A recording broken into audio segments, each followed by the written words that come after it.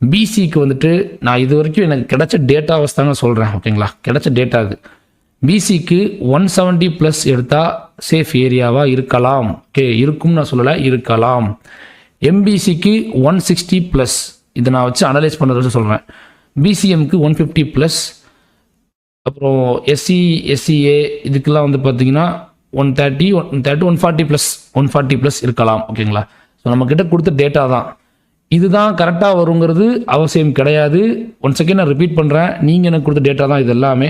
நான் உங்களுடைய டேட்டாவை வச்சு தான் என்ன செஞ்சுருக்கேன், இந்த ஒரு ப்ரிடிக்ஷனை நான் சொல்லியிருக்கேன், ஓகேங்களா? ஜென்ரலுக்கு பார்த்தீங்கன்னா 180 ப்ளஸ் ஆர் 190 ப்ளஸ் பக்கம் போயிடும். எப்படி 190 ப்ளஸ் ஜென்ரல், ஓகே ரைட்டுங்களா? ஜென்ரல் வந்து யாரும் பெருசாக நமக்கு ஃபில் பண்ணல. ஜென்ரல் ஒரே ஒருத்தங்க தான் ஃபில் பண்ணியிருந்தாங்க, மற்றபடி வேறு யாரும் ஃபில் பண்ணல. வெயிட் பாருங்கள் பார்ப்போம். ஜென்ரல் ஒன்று ஃபில் ஆகிருந்துச்சு. எதுக்கு? எஸ் 166 ஜென்ரல் ஒருத்தங்க ஃபில் பண்ணியிருக்காங்க.